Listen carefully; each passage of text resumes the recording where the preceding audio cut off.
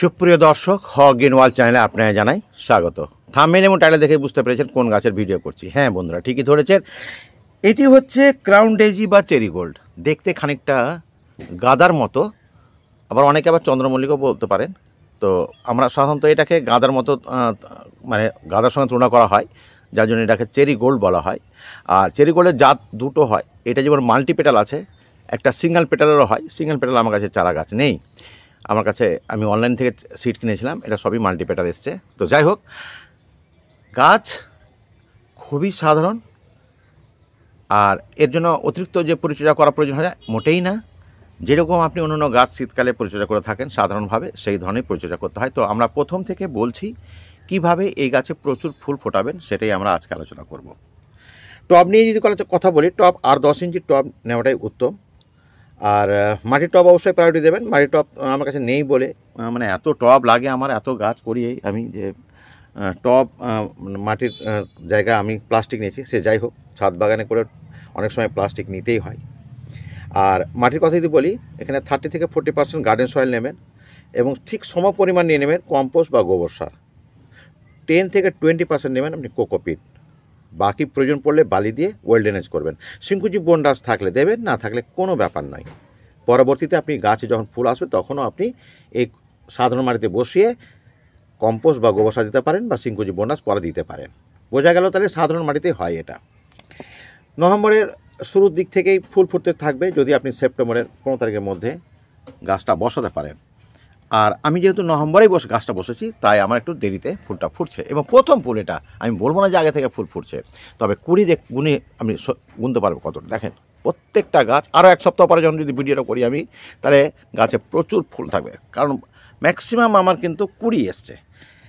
এই গাছ আপনি প্রুনিংও করতে পারেন।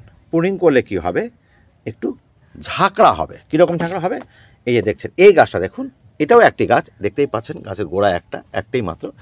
1 2 3 4 5 6 7 8 9খানা ব্রাঞ্চ এখানেই হয়েছে। তবে হ্যাঁ, প্রুনিং করলে গাছে ফুল একটু মানে 1 থেকে 2 সপ্তাহ দেরিতে আসবে। ফুল আসার জন্য একেবারে তৈরি হয়েছে, মুখিয়ে আছে গাছ।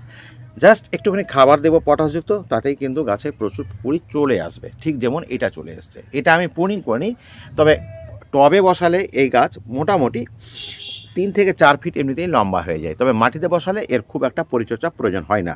টবে বসালে আপনাকে কিছু পরিচর্যা করতে হয়। কীরকম পরিচর্যা? প্রথম পরিচর্যা হচ্ছে জলের ব্যাপারটাই বলবো আমি। জল শুকিয়ে যাওয়ার আগে কিন্তু জলটা দিয়ে দেবেন, কারণ এই গাছ একটুখানি জল বেশি পছন্দ করে। জল একটু কম হলে গাছটা একটু নেতিয়ে যেতে পারে, তাই ময়েস্ট রাখার চেষ্টা করবেন। এই যে আমার সবসময় ময়েস্ট আছে। শীতকালে এমনিতেই 2 দিন পর পর জল দিলেই যথেষ্ট এমনিতে। তো সেটা মাটির উপর ডিপেন্ড করে।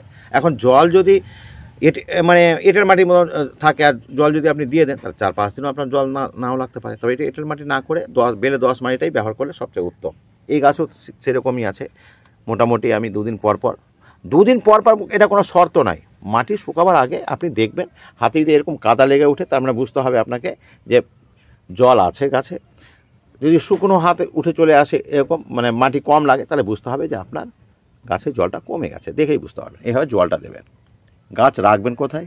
হ্যাঁ, শীতের গাছ এমনিতেই যেমন প্রচুর রোদ পছন্দ করে, এই গাছও কিন্তু রোদ পছন্দ করে। মজার বিষয় হচ্ছে এই গাছের ফুলটা কিন্তু দেখবেন সূর্য যেদিকে থাকবে, খানিকটা আপনার এই যে পূর্ব দিক যদি এই দিকটা হয়, তো এইভাবে রাউন্ড হয়ে কিন্তু আস্তে আস্তে সূর্যের দিকে মুখ করে, সূর্যমুখীর মতো একটুখানি সূর্যকে পছন্দ করে বলেই গাছের ফুলটাও কিন্তু রাউন্ড করবে। এটা একটা ব্যাপার, এটা একটু খেয়াল করতে পারেন। আচ্ছা, এবার যদি বলি রোগ পোকা। হ্যাঁ, রোগ পোকা একেবারে যে হয় না বলবো না, তবে আমি সচরাচর গাছে আমি রোগ পোকা দেখিনি। কারণ আপনার বাগান যদি পোকামুক্ত থাকে, তাহলে রোগ পোকার আপনি প্রাদুর্ভাবটা কম পাবেন। অ্যাকচুয়ালি আমরা তো বহু রকম গাছ করি, প্রায় 500 রকম গাছ আছে আমার এখানে। তো আমি সবসময় পেস্টিসাইড বা ইনসেকটিসাইড কিংবা ফাঞ্জিসাইড স্প্রে করে থাকি গাছে। কোনো গাছে আমি পোকামাকড় লাগতে দিই না, ফলে আমার বাগানে কোনো গাছে কিন্তু পোকামাকড়ের খুব একটা অ্যাটাক থাকে না। ফ্রেশ গাছ থাকলে নিম অয়েল দিলেই হবে, আর অন্য পোকা থাকলে পোকার প্রাদুর্ভাব থেকে হিসাব করে করতে হবে। এবার গাছের এই যে আপনার আছে এটা ফুলটা মোটামুটি 12 থেকে 15 দিন একই রকম থাকে। এইটা কিন্তু পজিটিভ সাইড। এটা একটু দেরিতে বললাম, কারণ এই গাছ আপনি যারা গাঁদা করতে গিয়ে একটু হিমশিম খায়, গাঁদা হয়তো ঠিকভাবে করতে পারে না, তার এই আপনার চেরি গোল্ড বা ক্রাউন ডেইজি ফুলটা আপনি ফুলের গাছ আপনি বসাতেই পারেন, খুব ইজিলি হয়, কোনো খুব সমস্যা নেই। এবার আমি একটুখানি আলোচনা করব খাবারের ব্যাপারটা। এমনিতে আমরা গাছকে বড়ও করতে চাই, আবার ফুলও চাই, তাহলে আপনি খোল জলটা দেবেন, 15 দিনে একবার তো দেবেনই। আর পারলে একটি কলার খোসা বা পেঁয়াজের খোসা ভেজানো জলটা দেবেন, পটাশের উৎস হিসাবে। আবার আরও একটা পটাশের উৎস হিসাবে আমি বলতে পারি, সেটা হচ্ছে 0050 দিতে পারেন, তাহলে কিন্তু প্রচুর ফুল পাবেন। আর এতগুলো যদি আপনার কাছে সমস্যা মনে হয়, তো সবচেয়ে সহজ হচ্ছে 10-26-26 আপনারা নিশ্চয়ই শুনেছেন। এই যে আমার মতো এরকম 15-20টা দানা এরকম 4 সাইডে একটু দিয়ে দেবেন। আমি যেমন এই গাছটাতে আজকেই প্রথম আপনাদের দেখিয়ে দিলাম। আর আগামীতে এই গাছের যখন ভিডিওটা আমি নিয়ে আসবো মোটামুটি 2 সপ্তাহ পর, তখন দেখবেন এই গাছগুলোতে কতটা মানে ফুল হয়েছে।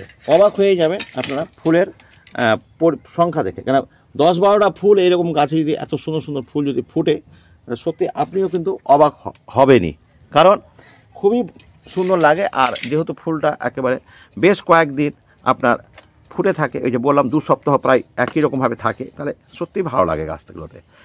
এই হচ্ছে ব্যাপার। একটুখানি আমি খাবারটা দিয়ে একটু মাটির সঙ্গে একটু মিশিয়ে দিলে কি হয়, তাহলে অ্যাবজর্ব হবে মাটির সঙ্গে মুছে দিলে, আর গাছটা সেটা তাড়াতাড়ি নিতে পারবে।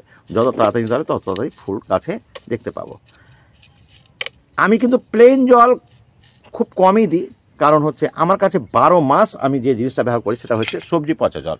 আর এই সবজি পচা জলটা একটুখানি ব্রাউন কালার হবে, এই যে একটুখানি হালকা করে, এই যে যেহেতু খাবার দিলাম একটুখানি হালকা করে দিলাম, দেওয়ার দরকার ছিল না, কিন্তু খাবার দিলাম বলে একটুখানি দিয়ে দিলাম অল্প করে, ব্যাস। আর নিম অয়েল 15 দিন পর পর স্প্রে করবেন। এই ফুল শুকিয়ে গেলে এই সিডপটটা আপনি রেখে দেবেন আগামী বছরের জন্য, ফুলের চারা গাছ করার জন্য। আর এখনও আমার কাছে বাড়ির পাশাপাশি যারা আছেন আর কি, তারাও এখনও বেশ কিছু চারা আমার কাছে রয়েছে, নিয়ে যেতে পারেন। এই যে আমি চারা এখানে সিড থেকে করেছিলাম, এখনও এই চারা গাছটা আছে একই বয়সের, তবে এই যে আমি পটিং করিনি বলে এখানে কিন্তু কুড়ি চলে এসছে ছোটো গাছে। কেন বলুন তো, কারণ এই গাছের বয়সটা তো এই গাছের বয়সের সমানই, কিন্তু যেহেতু আমি একে পাত্রটা চেঞ্জ করে নিই, ফলে এখানেও ফুল চলে এসছে। তো এরকম কেউ চারা নিতে চাইলে অবশ্যই আমার সঙ্গে যোগাযোগ করবেন। তো বন্ধুরা, আজ এতটুকুই বললাম।